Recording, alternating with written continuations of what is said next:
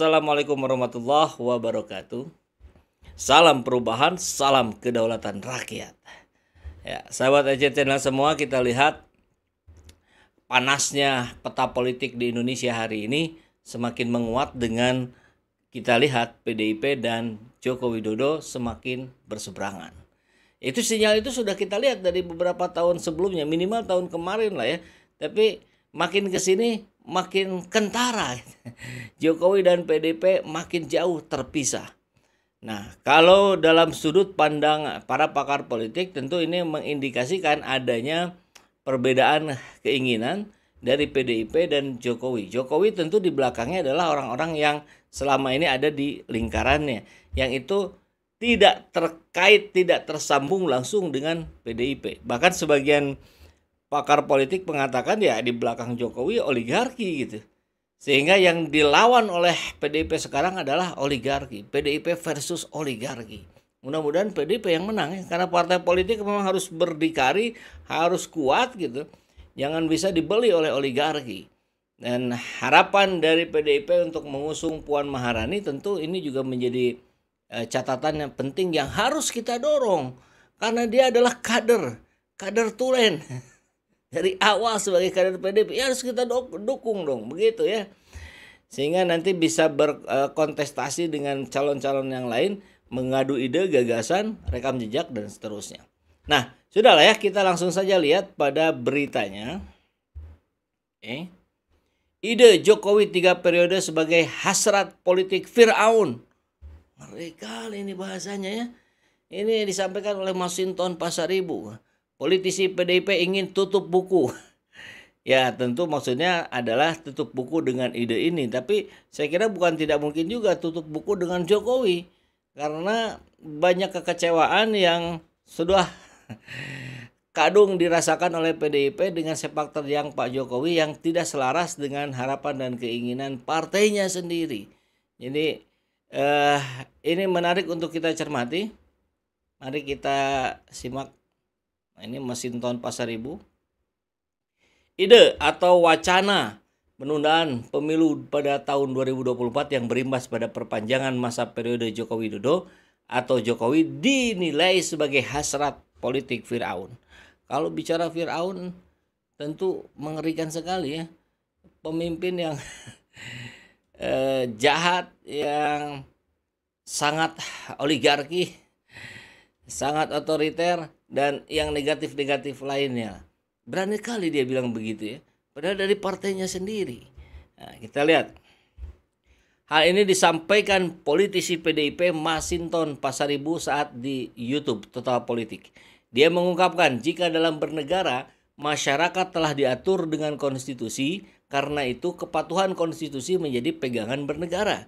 Ya, tentu ini kita pahami bersama karena itu adalah warisan juga dari founding father kita yang luar biasa rapat, berkumpul, berjibaku, berdebat dan menghasilkan konstitusi yang kita rasakan hari ini.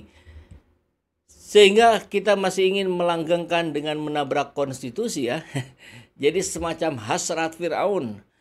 Hasrat Firaun, Firaun politik yang ingin melanggengkan kekuasaan, ujar Masinton dalam diskusi tersebut. Saya yakin keberanian seorang Masinton ini tidak serta-merta atas kehendak pribadi saja, tapi pastinya disetujui juga oleh partai. Karena bukan kali pertama Masinton bicara seperti ini. Berkali-kali Masinton pernah mengatakan hal yang kurang lebih sama dengan tegas dan keras gitu ya. Dia pun menekankan jika Indonesia harus tutup buku dengan wacana Jokowi 3 periode tersebut. Ya, bukan hanya dengan wacana 3 periode, tapi juga dengan perpanjangan masa jabatan ya. 1-2 tahun yang diminta oleh siapa kemarin? Lanyala itu, ketua DPD. Nah, tapi kita lihat juga kemarin ada Jokpro, Jokowi Prabowo. Tentu itu adalah orang-orang yang menginginkan Jokowi 3 periode. Kita harus tutup buku. Kita nggak bisa melanggar harus konsisten. Ujarnya dengan nada geram. Ide Jokowi 3 periode jelas jauh dari amanat dan ide reformasi dan birokrasi. Pada reformasi tahun 98, salah satu amanat yang diperjuangkan ialah membatasi masa jabatan eksekutif, terutama presiden dan wakil presiden. Dan kita sudah pernah merasakan ya, kita ada presiden seumur hidup. Seperti yang nggak ada orang hebat saja kan. Harusnya memang dipergilirkan, karena kepemimpinan itu sunatullahnya dipergilirkan. Semangat reformasi ialah membatasi periodisasi masa kekuasaan atau jabatan eksekutif. Terang ya. Hal tersebut karena eksekutif diberi kewenangan anggaran, karena eksekutif diberi anggaran yang sangat besar. Diberi kewenangan yang sangat besar mulai dari presiden, gubernur, wali kota, dan bupati. Karena itu, jika ide memperpanjang masa jabatan eksekutif, maka dipastikan di tingkat daerah juga akan mengikuti. Nah ini logik sekali ya. Berarti nanti boleh gubernur mau perpanjangan masa jabatan, wali kota hingga bupati. Jangan-jangan sekarang pun sudah mulai banyak ini bupati, wali kota, gubernur yang mendukung Jokowi 3 periode. Sehingga nanti imbasnya dia pun bisa diperpanjang. Karena itu ia menekankan hasrat memperpanjang masa jabatan Presiden Jokowi 3 periode jelas-jelas menjadi cerminan hasrat Fir'aun politik saat ini. Ini ngeri kali istilahnya sampai bilang Fir'aun. Perpanjangan masa jabatan presiden juga nanti berimbas ke daerah. Seharusnya yang diperpanjang masa jabatan ialah legislatif. Contoh itu di Amerika. Jadi DPR yang diperpanjang katanya. Sebetulnya kita memang harus melakukan evaluasi menyeluruh secara hubungan secara horizontal maupun vertikal. Tapi tentu harus dalam kondisi yang nyaman dulu, tenang dulu gitu. Jadi saya kira amandemen konstitusi apakah tidak diperlukan? Tidak juga, saya kira diperlukan. Sesuatu yang buatan manusia tentu tidak ada yang sempurna. Tentu dia harus terus diperbaiki, kan begitu ya.